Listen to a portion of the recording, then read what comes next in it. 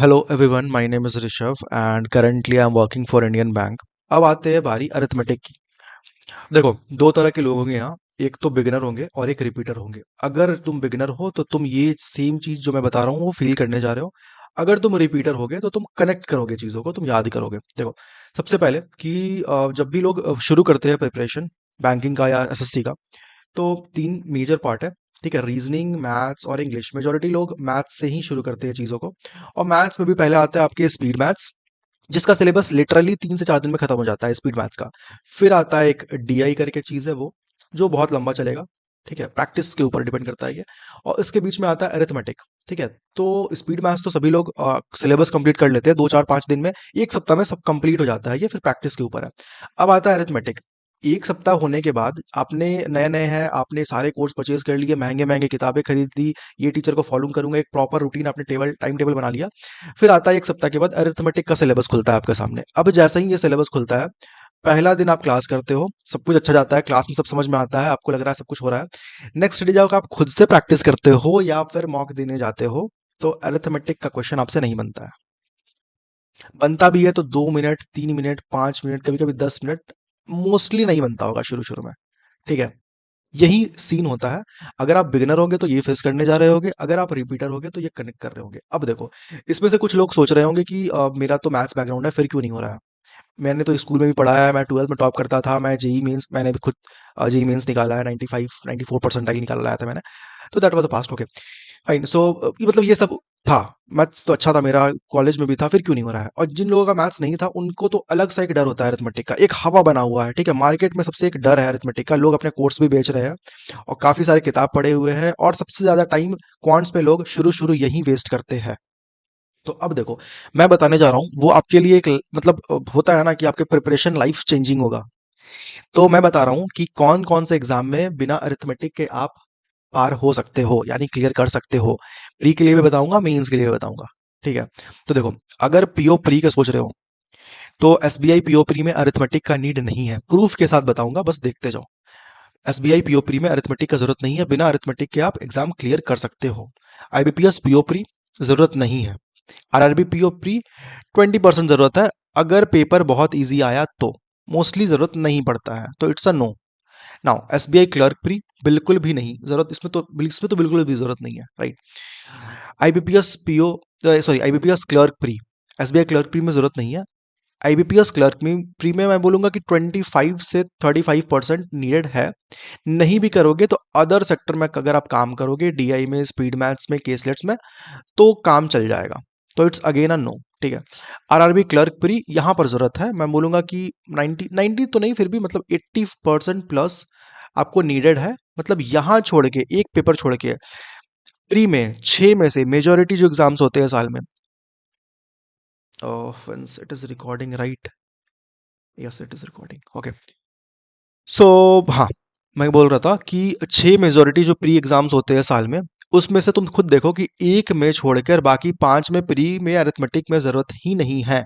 तो फिर क्यों इतना डरते हो भाई, क्यों इतना टाइम वेस्ट कर रहे हो। लोग 2 महीना 3 महीना जब सिलेबस शुरू कर रहे हैं ना, इसमें बर्बाद कर रहे हैं। और फिर प्री का डेट्स आ जाता है, 2 3 महीना बचा होता है, उसमें फिर वो प्रैक्टिस में लग जाते हैं। एक तो कॉन्फिडेंस नहीं है अरिथमेटिक में, मॉक्स में बैठते हो, क्वेश्चन बनती नहीं है, आप और डिमोटिवेट हो जाते हो। आपको चाहिए 35 में 30 है, राइट। और आपको अरिथमेटिक बनाने हैं सारे 5 से 8, आप इसके पीछे लगे हुए हो और टाइम वेस्ट कर रहे हो। जब आप रियल एग्जाम में बैठोगे ना, तो देखोगे बिना अरिथमेटिक के भी पेपर निकल रहे थे। अब मैं प्रूफ दूंगा आगे, ठीक है, ये कैसे काम कर रहा है, कैसे मैं इतना कॉन्फिडेंस के साथ बोल रहा हूँ कि अरिथमेटिक का नीड नहीं है। अगर आप रिपीटर्स हो रहे तो थोड़ा थोड़ा कनेक्ट कर पा रहे होंगे। अभी भी नहीं कर रहे हो भाई, तो आपकी रिसर्च में कमी है। सॉरी टू से, बट रिसर्च में कमी है। बिगिनर हो भाई, अभी जाग जाओ। मैं जो बताने जा रहा हूँ वो आपको काफी हेल्प करेगा पूरे साल में। अब देखो, मैं ये नहीं बोल रहा हूँ कि अरिथमेटिक पढ़ना छोड़ दो। अगर जिसकी अरिथमेटिक अच्छी है, जिस जो मैथ बैकग्राउंड से है, जो कर ले रहे हैं चीजों को, जिनको पकड़ हो जा रहा है, थोड़ा सा कॉन्फिडेंस आ रहा है या इंटरेस्ट मिल रहा है, ठीक है, तो आपके लिए बिल्कुल भी मैं नहीं बोल रहा हूँ कि मत करो, बिल्कुल करो अरिथमेटिक, अच्छे से करो। वो cake, cream on the cake है तुम्हारे लिए। अगर केक बना रहे हो ना, वो क्रीम रहेगा तुम्हारे लिए। अगर अरिथमेटिक कर लेते हो तो बहुत अच्छा रहेगा तुम्हारे लिए।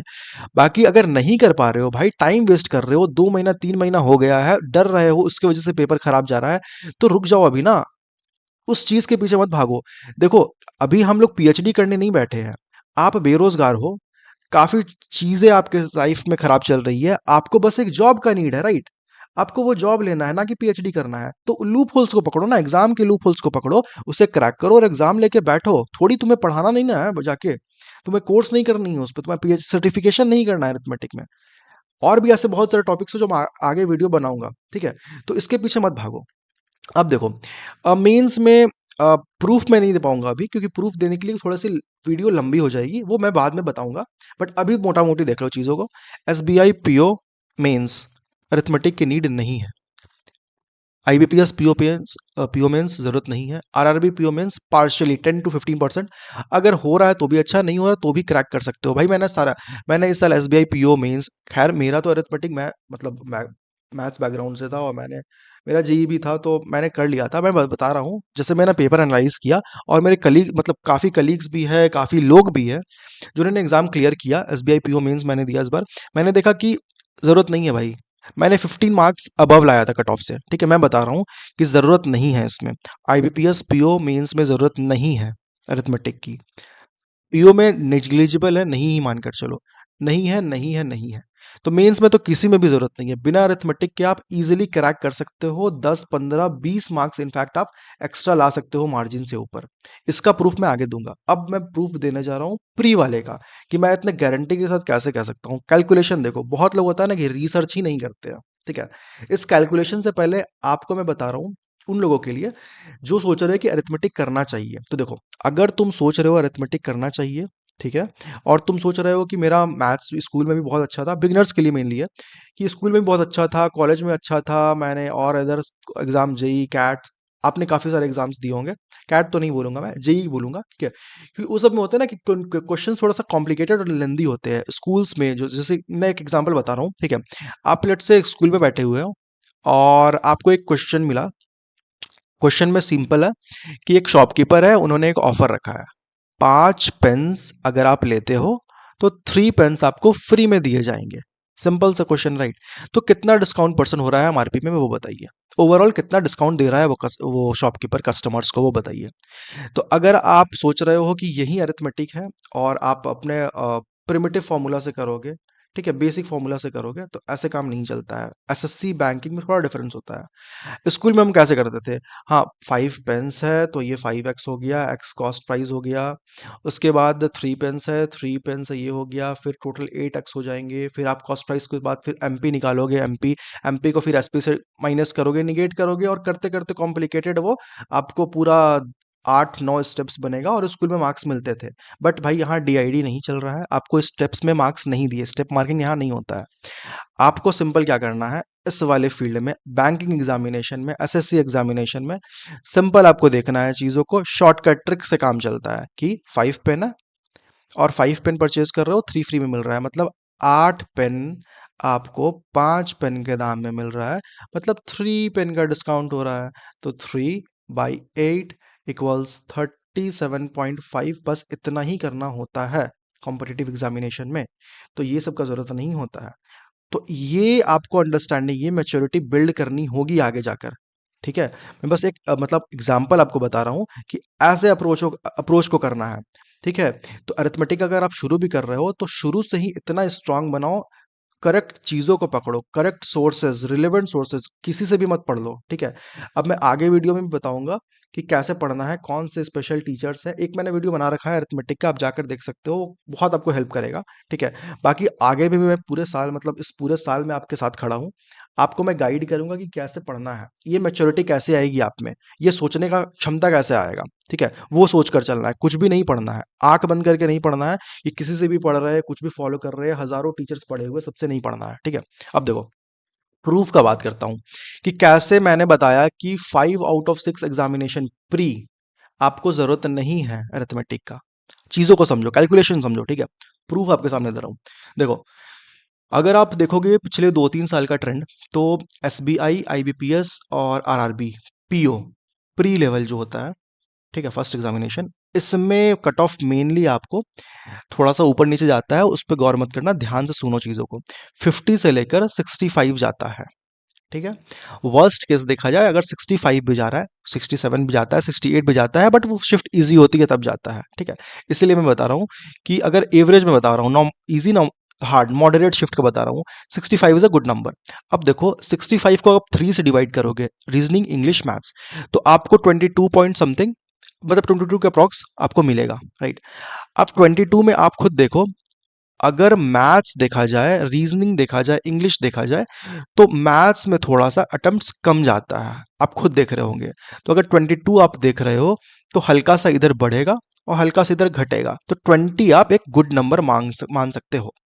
अब देखो 35 मार्क्स के पेपर है, 20 आपको अप्रोच लाना है, 20 आपको अटेम्प्ट करना है सही सही। अब इस 35 में आप देखोगे कि 20 marks plus 10 marks plus 5 marks, ये देखो अभी जो ट्रेंड हो गया है ना, पीओ में चेंज हो गया। पहले 10 मार्क्स के सिंप्लीफिकेशन आते थे, उस स्पीड मैथ आते थे, अब 5 मार्क्स के आ रहे हैं। तो 5 मार्क्स की स्पीड मैथ है जो आपको करना ही करना है, 5 मार्क्स सिक्योर हो गया, ठीक है।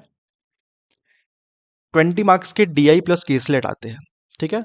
और अगर आप 20 मार्क्स के देख रहे हो केसलेट या डीआई, तो आप मान के चलो 14 तो आपके आने ही चाहिए, ठीक है। एक आप मान के चलो 3 मार्क्स के केसलेट छोड़ दे रहे हो और एक दो गलत हो जा रहे हो, तो 14 तो आपके आने ही चाहिए। अब खुद आप देखो, 5 प्लस 14, 19 मार्क्स आपके यहाँ सिक्योर हो गए। आपका टारगेट कितना था? 20। एक मार्क्स आपको यहाँ से खींचना है, ठीक है। तो अब आप खुद देखो कि कितना वेटेज हुआ अरिथमेटिक का। आप जिसके पीछे भाग रहे हो, जो आपसे नहीं हो रहा है, फिर भी आप टाइम वेस्ट कर रहे हो, इसका वेटेज क्या है? यही है बस। इसलिए मैं बता रहा हूँ कि चीज़ों को थोड़ा सा एनालाइज करो, पहले समझो और फिर अपना मतलब प्रिपरेशन शुरू करो। बस ब्लाइंडली मत पढ़ो, मैं शुरू से ही कहता हूँ। क्योंकि लोग हैं जो भाई फर्स्ट, मैंने खुद फर्स्ट अटेम्प्ट में एग्जाम क्लियर किया है, and I got a job and I am working currently, right. So इसीलिए थोड़ा सा रिसर्च करो और फिर चीज़ों को शुरू करो, ठीक है। अब देखो क्लर्क प्री में एवरेज मार्क्स यही जाता है सालों साल, ठीक है।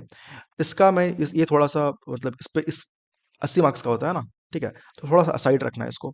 एसबीआई क्लर्क और आईबीपीएस क्लर्क मेनली तुम्हारा ये कट ऑफ जाता है। अगर बहुत सारे एक्सेप्शन केस है तो 80 88 किसी स्टेट्स में जाते हैं, ठीक है। अब देखो अगर 85 वर्स्ट केस मान कर चलो आप, ठीक है, तो आपको 29 28 के करीब, ठीक है, मार्क्स लाना है।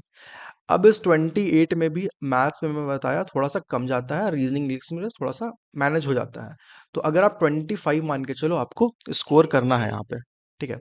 अब 25 आपको स्कोर करना है, 35 मार्क्स का पेपर होता है। सिमिलरली यहाँ पर थोड़ा सा पैटर्न चेंज होता है। यहाँ पर 10 मार्क्स का आपका सिंप्लीफिकेशन आ गया, 15 मार्क्स का आपका केसलेट प्लस डीआई आ गया, और 10 मार्क्स का अरिथमेटिक जैसे वहां था वैसे ही वहां आ गया, ठीक है। एक मिनट रुकना। फाइन। तो कॉम्बिनेशन कुछ ऐसा बनता है। अब तुम देखो 10 मार्क्स का स्पीड मैथ है, तो ये तो मैं एक्सपेक्ट कर रहा हूँ कि तुम करोगे, तो 10 यहाँ से हमारे आ गए, ठीक है। 15 मार्क्स के हमारे जो केसलेट और डीआई है, मानकर चलो इसमें से तुम्हारा क्लर्क का लेवल है, तो पेपर रियली इजी आता है, ठीक है। तो मान के चलो तुम 12 नंबर सिक्योर कर रहे हो, 22 नंबर तुम्हारा सिक्योर्ड हो गया, 22 नंबर सिक्योर्ड हो गया, ठीक है। अब देखो तुम 3 नंबर तुम्हें निकालने हैं यार। मैं मतलब वर्स्ट केस का बता रहा हूँ, 85 का, ठीक है, कम भी हो सकते हैं। तो 2 या 3 नंबर तुम्हें और निकालने हैं, तो वो इजीली कुछ टॉपिक से आपके अरिथमेटिक से हो जाते हैं। तो यहाँ भी आप देखो कि क्या आपका वेटेज था जिसके पीछे आप पागल हो, डरे पड़े हुए हो, कि पूरा माहौल बना दिया गया है, हवा बना दिया गया है। हजारों के कोर्स बिक रहे हैं भाई, मैंने देखा कि भाई 12 13 हजार के कोर्सेज बिक रहे हैं।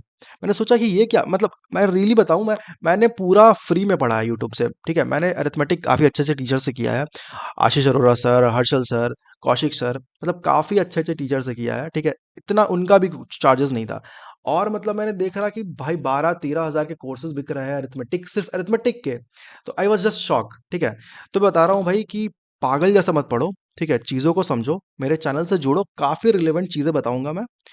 और मैंने प्रूफ के साथ बताया कि क्या नहीं करना है, क्या करना है, अब आपके हाथ पे है। इससे ज़्यादा मैं इससे ज़्यादा कोई भी कुछ नहीं समझा सकता है, ठीक है। तो गलत डायरेक्शन में मत भागो, चीज़ों को एनालाइज करो खुद से भी कभी कभी, और समझो, ठीक है। अरिथमेटिक के लिए मैंने एक वीडियो बना रखा है, जिसका अच्छा है उसके लिए क्रीम होगा। अब मैं बता रहा हूँ कि कुछ लोगों को अच्छा होता है अरिथमेटिक, वो भी बहुत हेल्पफुल होते हैं आपको, ठीक है? क्योंकि अगर सब कुछ मतलब मानकर चलो कि डीआई खराब मतलब बहुत टफ आ गया, ये नहीं हो रहा है, तो अरिथमेटिक बचा लेता है। बट इसका मतलब ये नहीं है कि नहीं हो सकता है बिना उसके। अरे बिना अरिथमेटिक के मेरे बहुत सारे कलीग्स हैं, बहुत सारे फ्रेंड्स हैं जिन्होंने पेपर क्लियर किया है, ठीक है? तो फाइनली देखा जाए तो अरिथमेटिक मैंडेटरी नहीं है। जैसे पजल मैंडेटरी है ना, डीआई मैंडेटरी है, अरिथमेटिक मैंडेटरी नहीं है पढ़ना। बिना इसके पेपर आप निकाल सकते हो। मेंस के लिए मैं नेक्स्ट वीडियो बनाऊंगा कि क्या पैटर्न होता है पेपर का, कि प्री समझाना इजी है, मेंस थोड़ा कॉम्प्लिकेटेड है। उसमें भी मैं गारंटी के साथ कह रहा हूँ बिना अरिथमेटिक के पेपर पार हो जाएगा, ठीक है?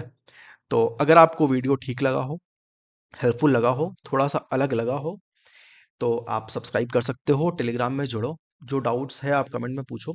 मैं पजल्स के लिए, डीआई के लिए, इंग्लिश के लिए मेनली बहुत सारे वीडियोस बनाने वाला हूँ। एक मतलब ऐसा ऐसा टिप्स दूंगा ना कि आप रियली कनेक्ट कर पाओगे चीज़ों को। क्योंकि जब मैंने भी लास्ट ईयर एग्जाम शुरू किया था, ठीक है? तो मतलब मैंने 3 महीना तो रिसर्च किया था, काफ़ी चीज़ों को मैंने देखा था, काफ़ी चीज़ मैं सर्च करता तो यूट्यूब में अवेलेबल नहीं था। मैं सोचता हूँ कि वो चीज़ आपके प्लेट तक पहुंचा पाऊँ, उसके मतलब उससे मतलब भाई आपको हेल्प हो जाएगा तो कितनी बड़ी बात होगी, राइट?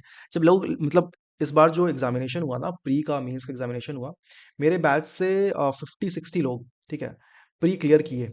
और उन्होंने थैंक यू किया, कहा कि भैया sir thank you so much, आपके जो ट्रिक्स थे, टेक्निक्स थे, आपके जो सजेशंस थे वो मैंने फॉलो किया। और भाई मतलब एक एक महीने वो ना बस फॉलो किया उन्होंने, और दे गॉट अ सक्सेस, ठीक है? प्री निकले उनके, मीन्स के रिजल्ट आएगा तो मैं पोस्ट करूंगा, अभी ब्रैक करने से मतलब नहीं है, ठीक है? तो अगर आपको अच्छा लगा तो कनेक्ट हो जाओ, सब्सक्राइब करो, और बस अपना बेस्ट दो, ठीक है? Bye, take care.